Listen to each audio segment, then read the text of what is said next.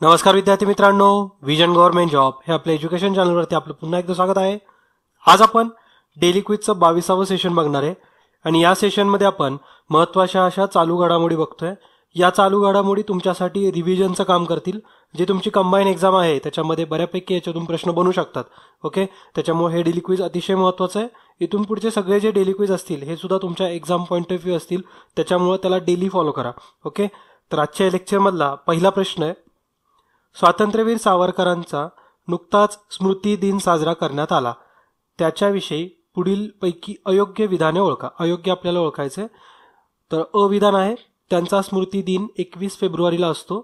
ब विधान आहे, 1921 ते 1923 2 वर्ष मध्ये ते रत्नागिरी येथे स्थानबद्ध होते. आणि क विधान आहे, तुम्ही आम्ही सकल बंधू हे गीत त्यांनी रत्नागिरी येथे असताना बनवले होते. तर याच्यासाठी तुम्हाला भरपूर नॉलेज पाहिजे. हे सगळ्या जे वाक्य आहेत हे आपल्या लोकसत्ता पेपरमध्ये आले होते त्या दिवशी.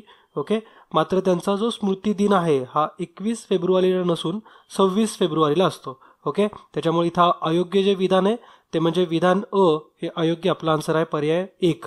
ओके, आणि त्यांचा 1921 ते 1923 पर्यंत त्यांना रत्नागिरीमध्ये स्थानबद्ध करण्यात आलं होतं. आणि त्यांनी जे गीत लिहिलंय, तुम्ही आम्ही सकल बंधू, हे रत्नागिरीत असताना लिहिलंय. रत्नागिरीत असताना त्यांनी आणखीन एक काम केलं होतं, ते म्हणजे पतित पावन मंदिराची स्थापना त्यांनी केली होती. ओके, तर हे सुद्धा विसरू नका. तिथं एक्झाममध्ये जर अशी लाईन आली की रत्नागिरीतील पतित पावन मंदिराची स्थापना खालीलपैकी कुठल्या समाजसुधारकाने केली आहे, तर तुम्हाला माहिती पाहिजे ते म्हणजे स्वातंत्र्यवीर सावरकर. ओके, क्वेश्चन नंबर 2 आता बघूया. जागतिक वन्यजीव दिन बद्दल पुढील विधाने वाचा. अ आणि ब 2 विधानं दिलेली आहेत, म्हणजेच वर्ल्ड वाईल्ड लाईफ डे बद्दल विचारलेलं आहे. हा दिवस 3 मार्चला साजरा करतात. आणि ब आहे, या वर्षीची संकल्पना लिसन टू द यंग व्हॉइस ही आहे. तर ही दोन्ही विधानं करेक्ट आहे. तिथं जो जागतिक वन्यजीव दिन असतो म्हणजेच वर्ल्ड वाईल्ड लाईफ डे जो आहे हा 3 मार्चला सेलिब्रेट केला जातो. आणि त्याची जी थीम होती ती म्हणजे listen to the young voices. Okay, हे करेक्ट आहे. आणि हा जो दिवस आहे याचा हिस्टॉरिकल बॅकग्राऊंड जर बघाल तर या दिवसाची सुरुवात युनायटेड नेशन्स मार्फत करण्यात आलेली आहे. 2013 पासून हा दिवस साजरा केला जातो. कारण याचं तुम्हाला याच्या आधीच्या पण एका डेली क्विजमध्ये तुम्हाला रिझन सांगितलेलं आहे की 1973ला एक सिटीज म्हणजे CITES या नावाची एक परिषद झाली होती. आणि ही परिषद आपल्या पर्यावरणाशी संबंधित होती. ह्याचा लॉंग फॉर्मच होता conventional on international trade in endangered species of wild fauna and flora. Okay, तर हा एवढा मोठा लॉंग फॉर्म आहे या परिषदेचा. आणि ही परिषद आपल्या वाईल्ड लाईफशी संबंधितच होती. 1973 बरेचसे डिसिजन त्याच्यामध्ये घेण्यात आले होते आणि त्याची अंमलबजावणी जवळपास 2013 पासून करण्यात आली. त्यामुळंच हा 3 मार्चला आपण जागतिक वन्यजीव दिन म्हणून साजरा केला जातो. ओके, भारतामध्ये सुद्धा वन्यजीव गुन्हे नियंत्रण मंडळ आहे. ही आपल्या देशाची एक वैधानिक दर्जाचं मंडळ आहे. ओके, हे पण तुम्ही विसरू नका. आणि याचं जे कामकाज आहे हे केंद्रीय पर्यावरण, वने आणि हवामान बद्दलचे जे मंत्रालय आहेत तर यांच्या अंतर्गत हे वन्यजीव गुन्हे नियंत्रण मंडळ आपल्या देशामध्ये कार्य करतं. ओके, आणि आपल्या देशामध्ये ह्या ज्या आपल्या वन्यजीव गुन्हे नियंत्रण मंडळ आहे याचं हेड ऑफिस आहे नवी दिल्लीमध्ये. त्याचे बरेचसे विभागीय कार्यालय आहेत, म्हणजे प्रत्येक विभागानुसार त्यांचे वेगवेगळे हेड ऑफिस आहेत. जसं की मुंबईला सुद्धा आहे, कोलकात्याला आहे, ओके, जबलपूरमध्ये आहे, त्यानंतर चेन्नईमध्ये सुद्धा आहे. ओके, तर आता आपण जी सगळी इन्फॉर्मेशन बघितली, हिस्टॉरिकल बॅकग्राऊंड बघितलं, ते सुद्धा माहिती असणं गरजेचं आहे. एक्झाममध्ये त्याच्यावरती सुद्धा प्रश्न बनतो. क्वेश्चन नंबर 3 आता बघूया. राष्ट्रीय अनुसूचित जाती आयोगाविषयी म्हणजेच NCST पुढील विधाने वाचा व अयोग्य पर्याय निवडा. अयोग्य आपल्याला निवडायचं इथं. अ, ब, क, ड असे 4 विधानं दिलेले आहेत. अ विधान असं सांगतंय, या आयोगाची स्थापना 2004 मध्ये करण्यात आली. ब विधान आहे, हा 5 सदस्यांचा आयोग असतो. क विधान आहे, नवीन अध्यक्ष म्हणजे सध्याचे नवीन अध्यक्ष म्हणून नंदकुमार साई यांची नियुक्ती झाली आणि पहिले अध्यक्ष रामेश्वर ओराओन हे होते. तर याच्यामध्ये आपल्याला अयोग्य विधान निवडायचं आहे. हे जे पहिलं विधान आहे याची स्थापना 2004 मध्ये करण्यात आली, तर हे करेक्ट आहे. एक 89वी घटना दुरुस्ती झाली आहे 2003 मध्ये आणि त्याच्यानुसार हा कायदा बनवण्यात आला आहे. आणि या ज्या आयोगाची जी स्थापना आहे ही 2004 मध्ये झाली, 1 वर्षानंतर. ओके, आणि हे जे आयोग आहे याच्यामध्ये 5 सदस्य असतात. एक अध्यक्ष असतो, एक उपाध्यक्ष असतात आणि 3 वेगवेगळे सदस्य असतात. ओके, आणि या 3 म्हणजे हे जे 5 सदस्य आहेत ह्याच्यापैकी कंपल्सरी एक तरी महिला सदस्य असली पाहिजे, ही सुद्धा या आयोगाच्या बॉडीमधली एक कंडिशन आहे. ओके, तर याच्यामध्ये 5 सदस्य असतात, एक अध्यक्ष, एक उपाध्यक्ष, 3 वेगळे इतर सदस्य आणि या 5 मधले एक तरी महिला सदस्य असली पाहिजे. ओके, आणि ही घटनादुरुस्ती कितवी आहे? 89वी घटनादुरुस्ती. याचे सध्याचे जे अध्यक्ष आहेत, तर ही न्यूजमध्ये होते त्याच्यामुळे आपल्याला विचारतील. यांची अपॉइंटमेंट झालेली रिसेंटली. तर नवीन अध्यक्ष आहेत नंदकुमार साई. ओके, म्हणजे हे नुकतेच अध्यक्ष बनलेले आहेत. आणि जे पहिले अध्यक्ष सांगितले इथं रामेश्वर ओराओन, तर हे चुकीचं आहे. पहिले अध्यक्ष होते कुंवर सिंग आणि हे जे रामेश्वर ओराओन हे याच्या आधीचे अध्यक्ष होते. ओके, म्हणजे आता जे सध्या नंदकुमार साई आहेत त्यांच्या आधी जे अध्यक्ष होते ते होते रामेश्वर ओराओन. मग त्यांना रिप्लेस करून नंदकुमार साई यांची अपॉइंटमेंट 3 वर्षासाठी केलेली आहे. ओके, तर हे सगळं व्यवस्थित लक्षात ठेवा. 2004 मध्ये याची स्थापना झाली. 2004च्या आधी काय व्हायचं, तर राष्ट्रीय अनुसूचित जाती आणि जमाती यांचा आयोग एकत्र होता. ओके, मग नंतरनं राष्ट्रीय अनुसूचित जाती आयोग वेगळा झालेला आहे आणि आधी काय होतं तर राष्ट्रीय अनुसूचित जाती आणि जमाती हा आयोग एकत्र असायचा 2004 पूर्वी. ओके, क्वेश्चन नंबर आता 4 बघूया. इंटरेस्टिंग क्वेश्चन आहे हा, एक्झाममध्ये येण्याचे चान्सेस आहेत. जॉग्राफी पॉईंट ऑफ व्ह्यू सुद्धा महत्वाचा आहे हा प्रश्न. किशनगंगा प्रकल्पाबाबत पुढीलपैकी योग्य विधाने ओळखा. अ आणि ब अशी 2 विधानं दिलेली आहेत. अ विधान सांगतंय हा जम्मू काश्मीर राज्यात आहे, हा जो प्रकल्प आहे हा जम्मू काश्मीरमध्ये आहे. ब विधान आहे हा किशनगंगाच्या एका उपनदीवरती आहे. तर याच्यामध्ये आपल्याला योग्य विधान ओळखायचं आहे. तर हा जो प्रकल्प आहे हा जम्मू काश्मीरमध्ये आहे, करेक्ट आहे. हा एकदम वादामध्ये आला होता कारण पाकिस्तानचा या प्रकल्पासाठी अपोज आहे. आणि हा जो प्रकल्प आहे हा किशनगंगाच्याच नदीवरती म्हणजे उपनदीवरती नाही आहे, किशनगंगा या नदीवरतीच आहे. आणि किशनगंगा ही कुठल्या नदीची उपनदी आहे असं एक्झाममध्ये विचारतील, तर ती झेलम नदीची उपनदी आहे. ओके, कन्फ्यूज होऊ नका, ही झेलम नदीची उपनदी आहे किशनगंगा आणि याच नदीवरती हा प्रकल्प चालू करणार आहे. ओके, तर याच्यासाठी पाकिस्तानचा पण विरोध आहे. पाकिस्तान याला जलविद्युत या प्रकल्पाला विरोध करते. ओके, अशाच प्रकारचा जम्मू काश्मीरमध्ये आणखीन एक प्रकल्प आहे, त्याचं नाव आहे रतल प्रकल्प. रतल. ओके, एक काश्मीरच्या दोडा भागामध्ये मोडतो हा प्रकल्प. चिनाब नदीवरती हा प्रकल्प आहे. ओके, तर एक्झाममध्ये जरी विचारलं मे बी जर मॅच द पेअरमध्ये जर क्वेश्चन आला की किशनगंगा आणि रतल, तर समोर तुम्हाला नद्या दिल्या तर तुम्हाला माहिती पाहिजे किशनगंगा हा किशनगंगा नदीवरतीच आहे आणि रतल हा चिनाब नदीवरती आहे. ओके, क्वेश्चन नंबर 5 आता बघूया. बॅलिस्टिक मिसाईल डेव्हलपमेंट सिस्टीम ही क्षेपणास्त्र विरोधी सुरक्षा यंत्रणा खालीलपैकी कोणत्या देशाकडे आहे असे विचारले. ओके, तर अ ब क ड असे वेगवेगळे 4 देश दिलेले आहेत, अमेरिका, इस्रायल, रशिया आणि भारत. तर आपल्या सध्या ही भारताकडे नाहीये, म्हणजे भारत सोडून जे वरती 3 देश आहेत तर या तिन्ही देशांकडे ही टेक्नॉलॉजी आहे. म्हणजे अमेरिकेकडे सुद्धा आहे, रशियाकडे सुद्धा आहे आणि इस्रायलकडे सुद्धा आहे. ओके, म्हणजेच बॅलिस्टिक मिसाईल डेव्हलपमेंट सिस्टीम ची जी क्षेपणास्त्र विरोधी सुरक्षा असणार आहे भारतामध्ये ती सध्या बनतीये. 2022 पर्यंत ती आपल्या देशामध्ये ऍक्टिव्ह स्टेटमध्ये असेल. म्हणजेच आपल्या देशामध्ये ही 2022 पर्यंत सुरू होणार आहे. सध्या मात्र आपल्या याच्यावरती काम सुरू आहे. सध्या जगामध्ये 3 देश आहेत, या देशांकडे ही टेक्नॉलॉजी आहे, अमेरिका, इस्रायल आणि रशिया. ओके, क्वेश्चन नंबर 6 बघूया आता. क्वेश्चन नंबर 6 हा ऑस्कर पुरस्कारांशी संबंधित आहे. याच्यावरती आम्ही एक डिटेलमध्ये लेक्चर बनवलेलं आहे. यावर्षीचे सगळे ऑस्कर पुरस्कार तुम्ही व्यवस्थित बघा. एक्झाममध्ये पुरस्कारांवरती 100% एक तरी प्रश्न येतोच. ओके, तर या ऑस्कर पुरस्कारामध्ये या प्रश्नामध्ये असं विचारलेलं आहे 89व्या ऑस्कर पुरस्काराबद्दल पुढील विधानांचा विचार करा. अ ब क असे 3 विधानं दिलेले आहेत. अ विधान सांगतंय सर्वोत्कृष्ट अभिनेता हा पुरस्कार केसी एफ्लेक याला ला ला लँड या मूवीसाठी किंवा या चित्रपटासाठी देण्यात आला.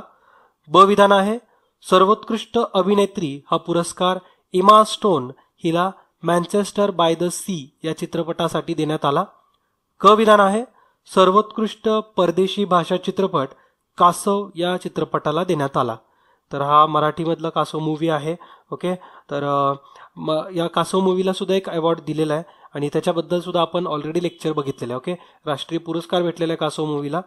मात्र तुम्हाला या लेक्चरमधून प्रश्न आहे की कासव या मूवीला कुठल्या कॅटेगरीमध्ये आपला राष्ट्रीय पुरस्कार देण्यात आलेला आहे. ओके, तर माहिती असेल तर नक्की कमेंट बॉक्समध्ये मेन्शन करा. माहिती नसेल तर त्याच्याबद्दल आम्ही ऑलरेडी लेक्चर बनवलेलं आहे. व्यवस्थित विजन करंट इश्यूजमध्ये जाऊन ते लेक्चर तुम्ही सगळेच्या सगळे बघू शकता. ओके, आता या प्रश्नातला आपण करेक्ट आन्सर काय आहे ते बघूया. इथं आपल्याला योग्य अयोग्य निवडायचे. तर हे जे सगळेचे सगळे विधानं आहेत हे सगळेच्या सगळे अयोग्य विधानं आहेत. ओके, पहिलं जे विधान आहे याच्यामध्ये सांगितले सर्वोत्कृष्ट अभिनेता हा अवॉर्ड केसी ॲफ्लेक याला देण्यात आला. मात्र जे मूवीचं नाव आहे हे चुकीचं दिलेलं आहे. केसी ॲफ्लेकला मँचेस्टर बाय द सी या चित्रपटासाठी सर्वोत्कृष्ट अभिनेता हा पुरस्कार देण्यात आलाय केसी ॲफ्लेकला. ओके, आणि जी अभिनेत्री आहे ती पण इथं करेक्ट मेन्शन केली आहे बी पर्यायामध्ये. मात्र तिचा सुद्धा पिक्चर आपण चुकीचा मेन्शन केलेला आहे. म्हणजे इमा स्टोनला सर्वोत्कृष्ट अभिनेत्री ऑस्करकडून भेटलेलाच आहे, मात्र तिला ला ला लँड या मूवीसाठी भेटलेलं आहे. ला ला लँड या मूवीला एकूण 14 ऑस्करचे पुरस्कार भेटलेत वेगवेगळ्या कॅटेगरीमधून. ओके, आणि जो क विधान आहे सर्वोत्कृष्ट परदेशी भाषा चित्रपट कासवला नाही देण्यात आलेला. ती एक इराणी मूवी आहे, इराणची एक पिक्चर आहे ती. त्याचं नाव द सेल्समन नाव आहे तिचं. ओके, आपण आपल्या लेक्चरमध्ये बघितलेलं आहे ते. तर द सेल्समन या मूवीला सर्वोत्कृष्ट परदेशी भाषा चित्रपट पुरस्कार देण्यात आलाय. ओके, यावर्षीचे जे ऑस्कर पुरस्कार होते ते 89वे ऑस्कर पुरस्कार होते. आणि ऑस्कर पुरस्कारालाच अकादमी पुरस्कार असं सुद्धा म्हणतात, अकॅडमी अवॉर्ड्स. ओके, आणि हे कुठं होतात तर लॉस एंजलिसमध्ये होतात, अमेरिकेमध्ये. ओके, आणि या पुरस्कारामध्ये यावर्षीची एक महत्त्वाची एक गोष्ट होती ती पण तुम्ही लक्षात ठेवायचं आहे. ते म्हणजे एक पहिला मुस्लिम व्यक्ती ठरलाय ज्याला ऑस्कर भेटला आतापर्यंत. ओके, म्हणजे 89व्या ऑस्कर पुरस्कारांमध्ये आतापर्यंत एकच असा मुस्लिम व्यक्ती आहे ज्याला हा ऑस्कर पुरस्कार भेटला, तो म्हणजे मेहरशाला अली. ओके, मेहरशाला अली याला साईड ॲक्टरचा अवॉर्ड भेटलेला आहे. ऑस्करचाच पुरस्कार आहे हा सुद्धा. मूनलाईट पिक्चरसाठी त्याला सहाय्यक अभिनेता अवॉर्ड दिलेला आहे. ओके, मूनलाईट या पिक्चरसाठी. हे पण तुम्ही व्यवस्थित लक्षात ठेवा. क्वेश्चन नंबर 7 आता बघूया. क्वेश्चन नंबर 7 हा स्पोर्ट्सशी संबंधित आहे, क्रिकेटशी संबंधित आहे. मात्र आपल्याला थोडासा कन्फ्युजिंग क्वेश्चन आहे हा, आणि खरंच खूप जर तुमचं वाचन चांगलं असेल तरच अटेम्प्ट करता येणार आहे. ओके, भारतीय क्रिकेट नियामक मंडळ सध्या चर्चेचा विषय आहे. याच्या 2015-16 विषयीच्या पुरस्काराविषयी अयोग्य पर्याय ओळखायचा आपल्याला. अ, ब, क असे 3 वाक्य दिलेले. अ विधान आहे, यामध्ये जीवन गौरव पुरस्काराचे नाव CK नायडू हे आहे. ब विधान आहे, यावर्षी हा CK नायडू जीवन गौरव पुरस्कार 2 व्यक्तींना देण्यात आला. आणि क आहे, पद्माकर शिवलकर आणि रजिंदर गोयल हे या 2 व्यक्ती आहेत. तर याच्यामध्ये अ, ब आणि क ही तिन्ही विधानं योग्य विधान आहेत. त्याच्यामुळे आपल्याला जो अयोग्य विचारले तर इथं एकही पर्याय अयोग्य नाहीये, म्हणजे एकही विधान इथं अयोग्य नाहीये. पर्याय 4 आपला आन्सर असणार आहे. आणि हे जे 2 व्यक्ती आहेत या दोन्ही व्यक्ती आपल्या देशांतर्गत एक बॉलर्स होते, फेमस बॉलर्स होत्या या व्यक्ती. ओके, क्वेश्चन नंबर 8 आता बघू. 2016च्या वार्षिक ASICS अहवालाविषयी योग्य विधान निवडा.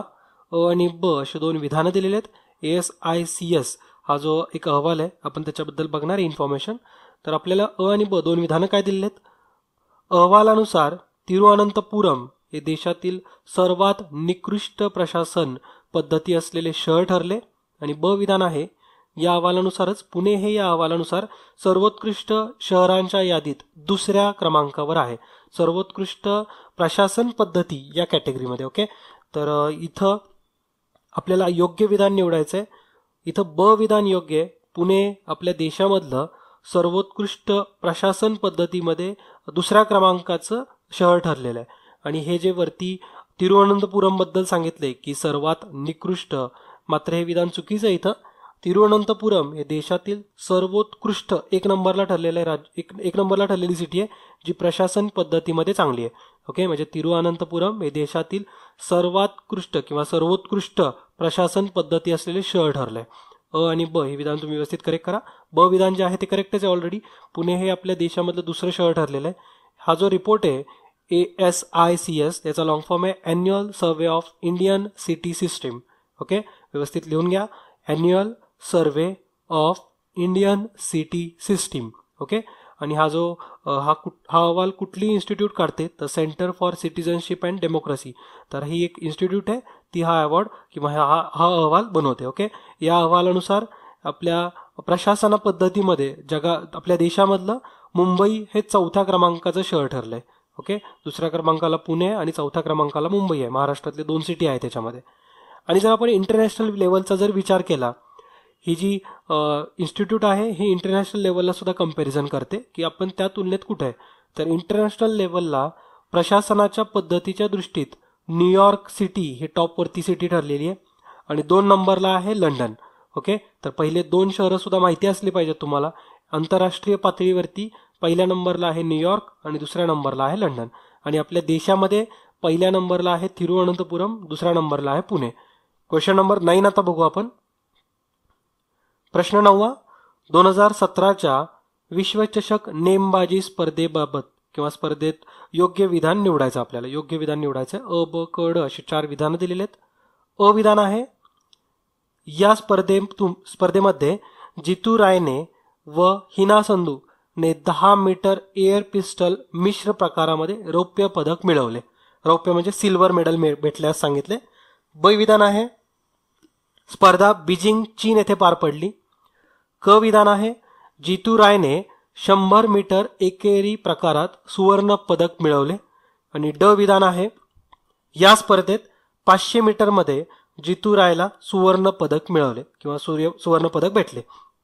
तर याच्यामध्ये आपल्याला योग्य विधान निवडायचं होतं.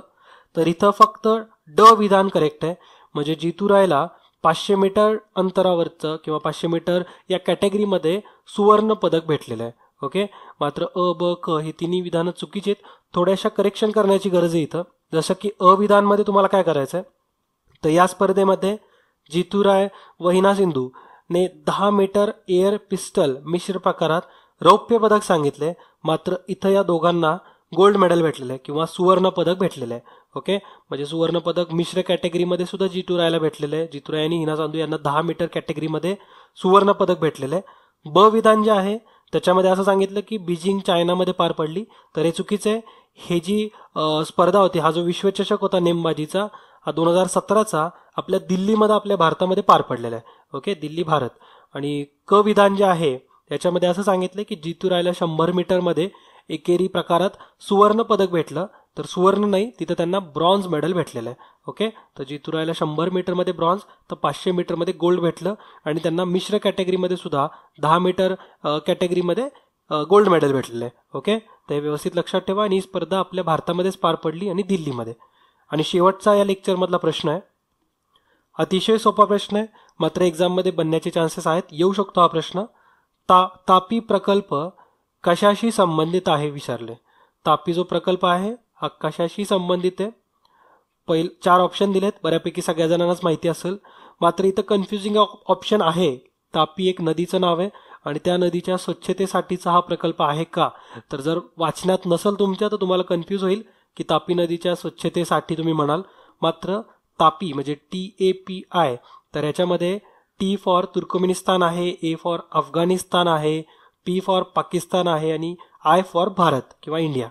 तर तापी जो प्रकल्प आहे हा गॅस पाईपलाईनशी संबंधित असलेला प्रकल्प आहे. आणि जी मी तुम्हाला देशांची नावं सांगितली किंवा याच्या लॉंग फॉर्ममध्ये जी नावं आहेत ही या देशातून जाणारी पाईपलाईन असेल. ओके, म्हणजे ती T पासून ते आपल्या I पर्यंत येईल तापीमध्ये. ओके, तर हे पण तुम्ही व्यवस्थित लक्षात ठेवा. आपल्याला एक्झाममध्ये अशा प्रकारचे प्रश्न येण्याचे चान्सेस आहेतच. ओके, आणि व्यवस्थित अभ्यास सुद्धा करा. फार कमी दिवस राहिलेत अभ्यासाला. एक फक्त तुमच्याकडं 12 दिवस आहेत. 12व्या दिवशी तुमचा पेपरच असणार आहे. त्याच्यामुळे छान अभ्यास करा आणि डेली क्विजला व्यवस्थित रोजच्या रोज फॉलो करा. ओके, तर भेटूया आपण पुढच्या लेक्चर्समध्ये. तोपर्यंत जय हिंद, जय महाराष्ट्र. धन्यवाद.